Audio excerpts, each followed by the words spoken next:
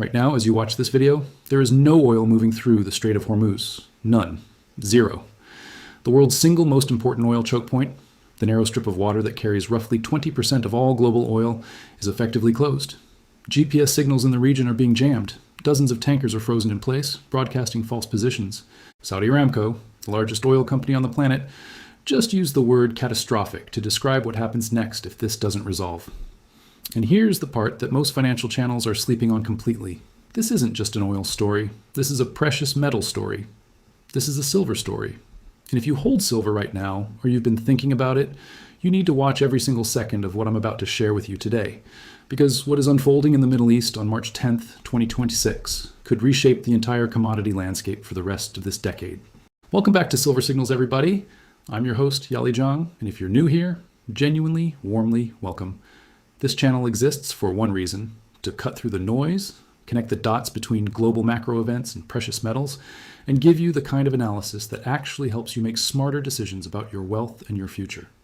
If that sounds like something you want more of, please hit that subscribe button right now and tap the bell, because the events we're going to walk through today are moving fast, and you're going to want to be here when we do our follow-up coverage this week. For my longtime Silver Signals family, it's great to have you back. Today's episode is one of those ones I genuinely get fired up about because the convergence of stories hitting the market today is extraordinary. So let's get into it. Let's start with the hard facts on the ground because this situation deserves your full attention. Iran has officially warned that no oil will leave the Middle East until the United States and Israel halt their military operations. That's not a rumor. That's not fringe commentary. That is a direct geopolitical ultimatum from the Islamic Republic of Iran. And to back it up, we are already seeing the consequences ripple through the global supply chain in real time. GPS jamming has exploded around the Strait of Hormuz. Clusters of dozens of vessels are broadcasting spoofed positions, making navigation through one of the world's most congested waterways nearly impossible. Think about what that means practically. Ship captains cannot safely determine where they are. Insurers are pulling coverage. And tankers that were supposed to be delivering crude oil to refineries in Asia and Europe are just waiting, floating, burning through their own fuel while the world argues about what comes next. And then the production side of the equation hits you like a freight train. The Gulf producers, Saudi Arabia, the UAE, Kuwait, Iraq, have collectively slashed output by more than 5 million barrels per day. 5 million. To put that into perspective, that is roughly 5% of total global daily oil consumption wiped out, essentially overnight. Saudi Aramco, which just reported a 12% drop in net profits to $104.7 billion for 2025 due to already weak prices, is now staring down an entirely different kind of crisis. Low prices hurt their profits last year. A Hormuz closure doesn't just hurt profits, it threatens the entire architecture of Middle Eastern petrodollar revenue. And Aramco has been extraordinarily blunt about it. The word they used was catastrophic. When the world's largest oil producer uses language like that publicly, you pay attention. Now here's where I want you to stay with me, because this is where it gets really interesting from a silver and gold perspective. Most people look at an oil crisis and immediately think energy stocks, gasoline prices, inflation at the pump. And yes, all of that is true. Oil just crossed the $100 per barrel mark. We can see that reflected in today's commentary on Kitco, but the deeper consequence, the one that flows into precious metals, is what happens to the monetary system, to central bank behavior, and to global energy security spending when a crisis of this magnitude hits. And that cascade is already beginning. Here's the chain reaction, and follow me through this carefully. When oil spikes to $100 and beyond, inflation reaccelerates globally.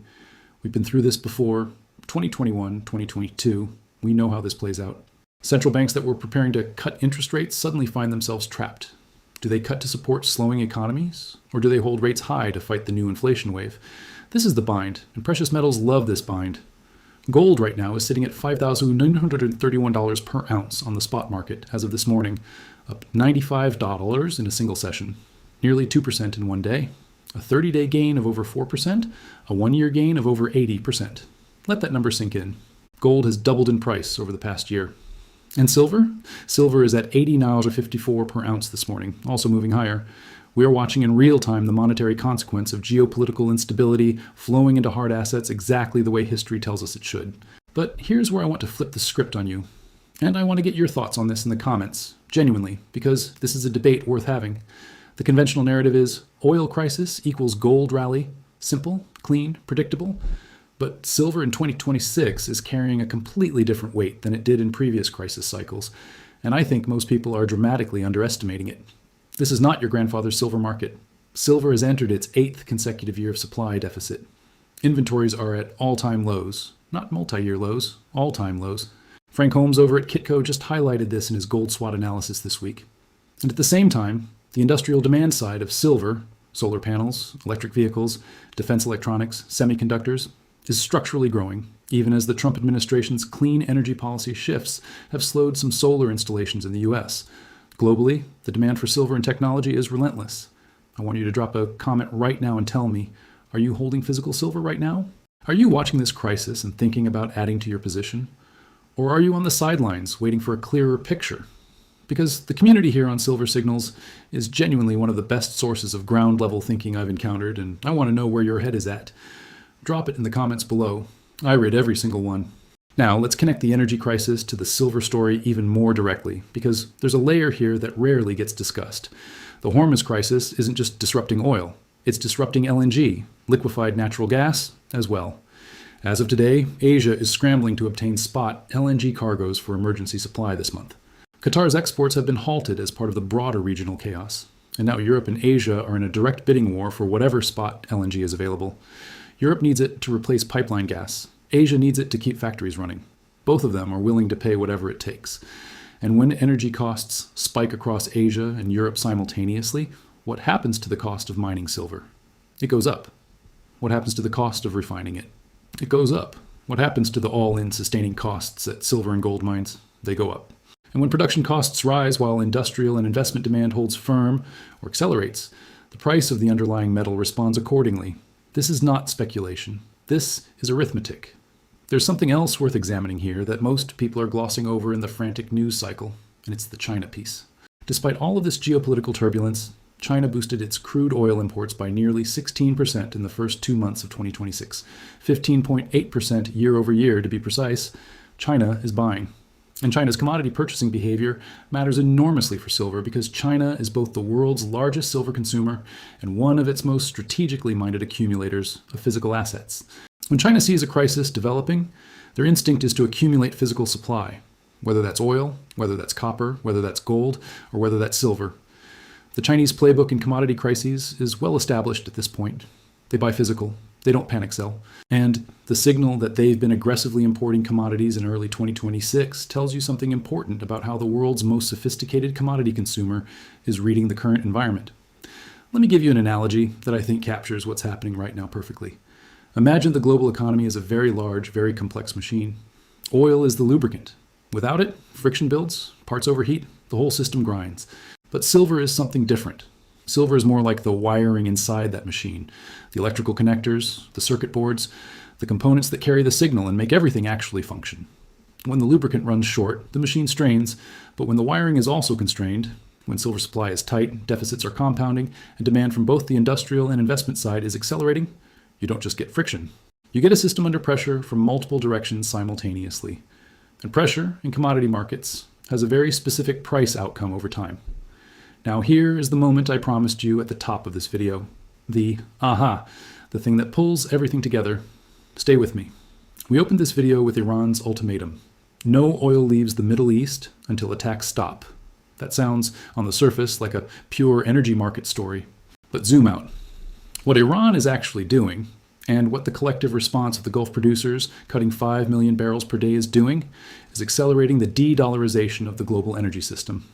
Think about what that means. The petrodollar system, the arrangement where oil is priced and settled in US dollars, which gives the dollar its supreme global reserve status, is under direct pressure. If Middle Eastern producers increasingly price oil in yuan, in euros, in digital currencies, or begin settling in gold, and that conversation has been happening at the BRICS level for years, then the marginal demand for US dollars in global trade shrinks. And when dollar demand shrinks, the relative value of everything that is not a dollar, including gold, including silver, including hard assets of all kinds, rises. This is the deep story inside the crisis that most financial media will never explain to you clearly. The Hormuz blockage isn't just an oil supply shock. It's a stress test for the entire dollar-denominated global financial architecture. And every day it continues without resolution. It chips away, quietly, structurally, at the foundations of dollar supremacy. Gold at over $5,000 an ounce is the market's verdict on that erosion. Silver, at nearly $90 an ounce in its 8th deficit year, with inventories at all-time lows, is just beginning to reflect its own verdict. The gap between gold and silver in historical ratio terms still suggests silver has considerably more catching up to do. We started this video with a shocking claim. There is no oil moving through the Strait of Hormuz, and the word catastrophic is being used by the people who actually run the world's oil supply. And we've now walked through exactly why that matters, not just for your energy bill, but for your silver position, your gold position, and your long-term wealth strategy. The dots connect. They always do, if you're willing to follow them. The energy crisis tightens monetary policy flexibility, reignites inflation fears, forces central bank hesitation, boosts demand for hard assets as monetary hedges, and simultaneously raises the cost of producing the very metals whose industrial demand is structurally growing. That's not one tailwind for silver. That's 5. If you found value in today's breakdown, I want to ask you to do one thing before you scroll away. Hit the like button. It takes 2 seconds, and it genuinely helps this channel reach more people who need to hear this kind of analysis. And if you're not subscribed yet, please do it now, because the situation in the Middle East is moving fast, and I'm going to be covering the developments as they come. We've got more on the silver deficit story, more on the de-dollarization narrative, and more on what the platinum and palladium markets are telling us in separate episodes coming this week. This has been Yali Jiang for Silver Signals. Stay informed, stay positioned, and I'll see you in the next one.